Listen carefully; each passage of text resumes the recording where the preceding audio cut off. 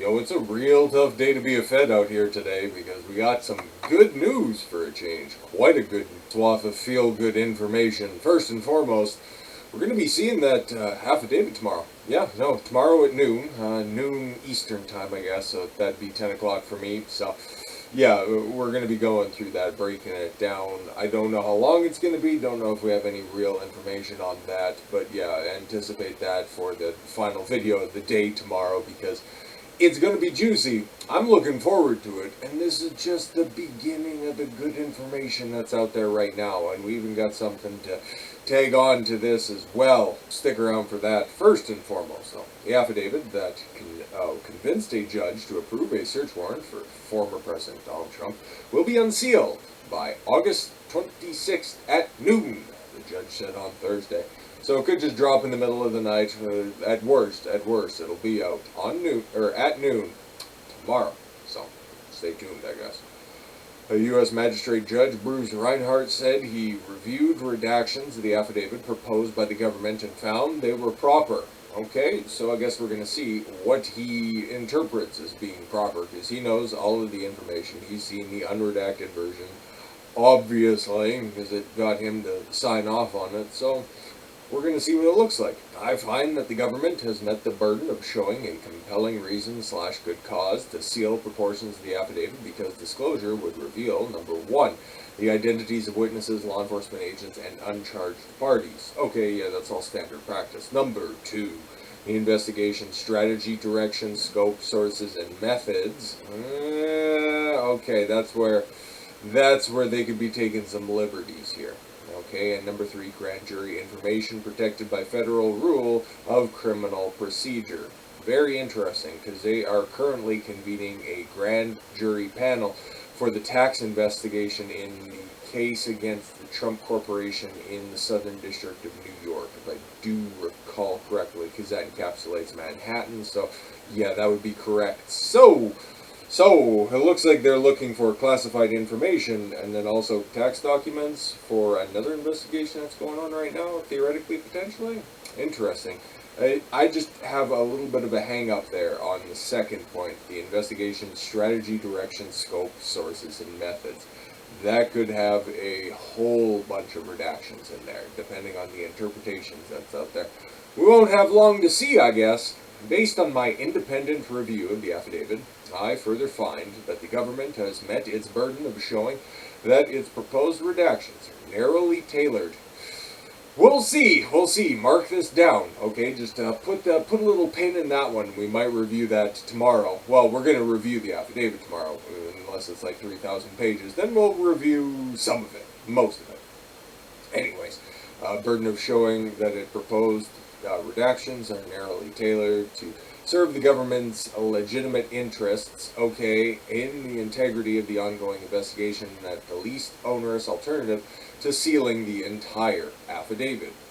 I appreciate that, man. I know a lot of people, and you can also take a look at the comments on the side of this stuff, think that this judge is, he's super biased because, Epstein and all that stuff, and they're going to spin off their own conspiracy theories.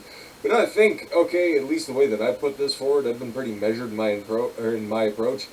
He seems to have his justifications, and he doesn't really seem politically motivated. You're just all caught up in your guys' feelings when it comes to that stuff. So, unless tomorrow it all just comes out and it's just a big black block of text, which it doesn't really appear to be so, well, we could be pleasantly surprised as to the information that we're going to be seeing out there. And there's also other things that I might be talking about tomorrow as well, because Tucker Carlson has quite an interesting guest. It should be actually going on not too long from now when I'm recording this, but maybe if there's some meat on these bones, we'll see. I might do a review of the Tucker Carlson interview of the one and only, the top G himself, Andrew Tate, who is also going to be having an emergency meeting podcast on Rumble, because Rumble, man, making some big moves there. Really do appreciate that, okay? Because he's got the official account, he's got all the Tate speech content that's up there, and yeah, man,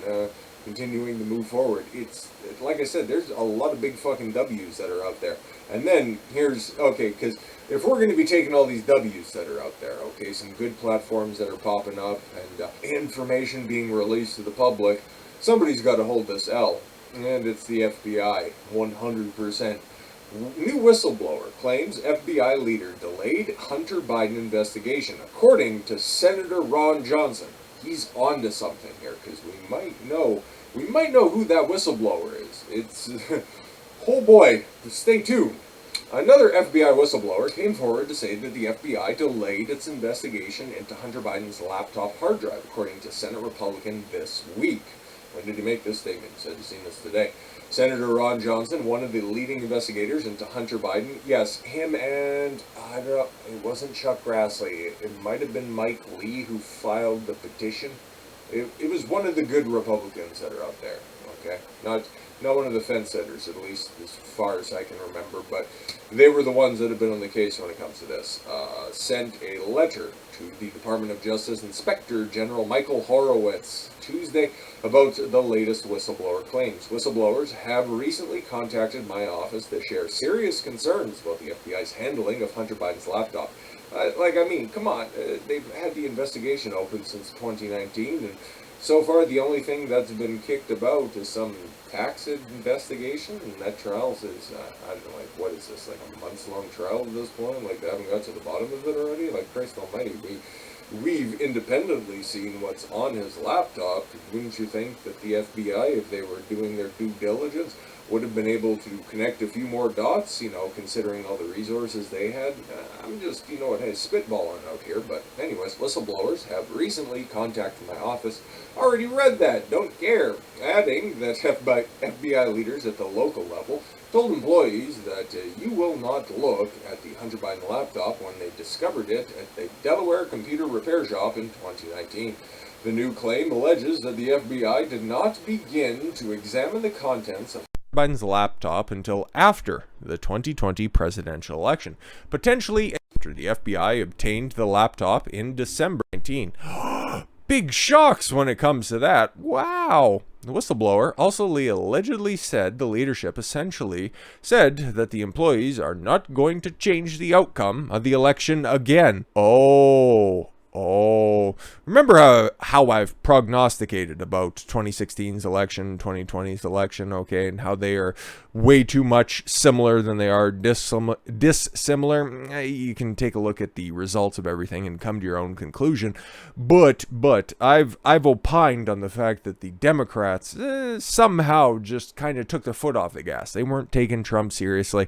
They were getting a little too arrogant, kind of a theme of the Obama administration in and of itself. Thinking that Hillary Clinton, she's anointed, okay, she got all of the endorsements that were out there, but didn't have their finger on the pulse of the public and realize how completely and totally unlikable by the masses Hillary Clinton actually is. AstroTurf Twitter campaigns and big tech firm messaging aside, no, there was a thirst for something. Okay, just like Obama when he took office to begin with, okay? Everybody was tired of the Bushites that were out there. And then they got sold this fake bill of goods that came in the Obama administration. Hope and change. That's what I'm running on. And I delivered none of it, except for a really expensive healthcare insurance that, you had to pay $500 a year in order to opt out of. You can keep your own doctor if you like them. Oh, that ended up being a complete lie. Yeah, no, exactly. But because their arrogance ended up costing them the presidency in 2016, they weren't about to allow that to happen again in 2020. That right there just simply reinforces my initial assertion. It is clear to me, based on the numerous credible whistleblower disclosures, that the FBI cannot be trusted with their handling of Hunter Biden's laptop, Johnson wrote in the August 23rd letter. I call on you to immediately investigate the FBI's handling of Hunter Biden's laptop and begin by obtaining the history of the investigation actions taken by the FBI on Hunter Biden's laptop, which should be available on the FBI's case management system, the Sentinel. Best Priest song, by the way. That was a horrible impression. I am not a singer by any means. But, like I said, we might know who that whistleblower is. Oh boy, this is one you didn't see coming at all. Mark Zuckerberg was just on Joe Rogan's podcast, and it's like, oh, okay, cool, I guess. And boy, did he ever have a bomb to drop. I don't know if this is taken out of context or anything like that. I haven't actually listened to the clip yet, and we're going to do that in real time. Fuck it. We'll do it live. Fucking thing sucks. It's got no words on it. I love that clip.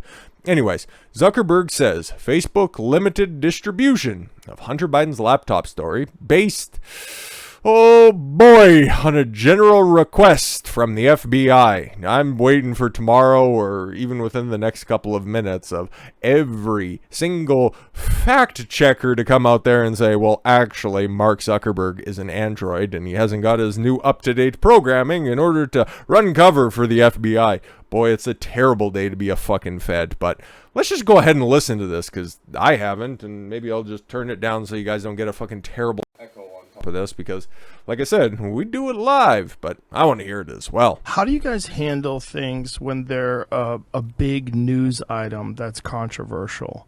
Like, there was a lot of attention on Twitter during the election because of the Hunter Biden laptop story. The New York Post.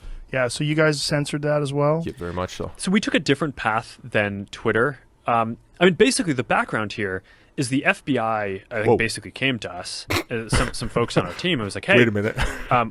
Just so you know, like, you should be on high alert. There was we thought that there was a lot of Russian propaganda in the 2016 election. Oh, shit. We have it on notice that basically there's about to be some kind of dump of that's similar to that. So just be vigilant. So our protocol is different from Twitter's. What Twitter did is they said you can't share this at all.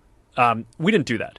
What we do is we have, if something is reported to us as potentially misinformation, important misinformation, Joe Biden we also have this third-party fact-checking program because we don't want to be deciding what's true and false. And for I think it was 5 or 7 days when it was basically being determined whether it was false. They just admitted the distribution on Facebook was decreased, but people were still allowed to share it. So you could still share it. You could still consume it. Anyways. So when you say the distribution is decreased, it got shared. How does that work? It basically, the ranking in newsfeed was a little bit less. So fewer people saw it than would have otherwise. Wow, this is a bigger admission than I thought. By what percentage?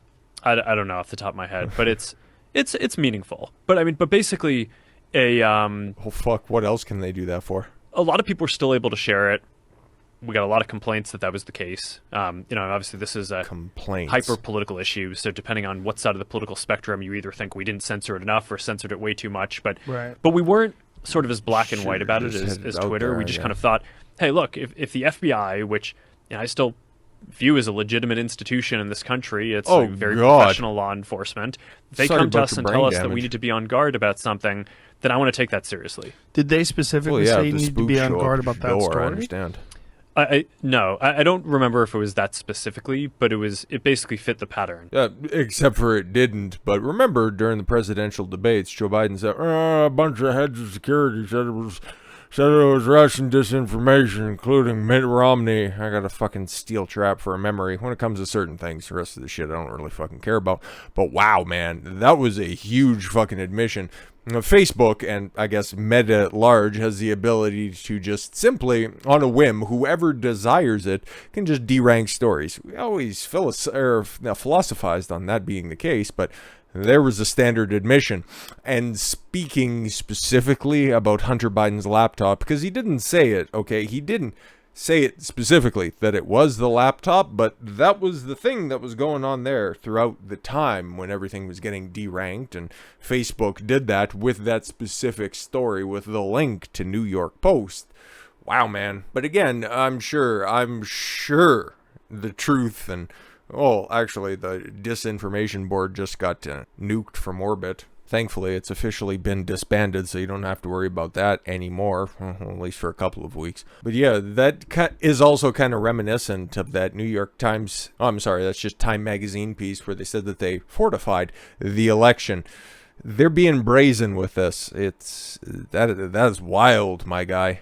very wild. The fact that we're 100 some day, not even 100 days ahead of an election, and they're openly admitting that, yeah, we engaged in some election tampering, because that's exactly what it was, saying that, oh, we don't want to get involved in another election.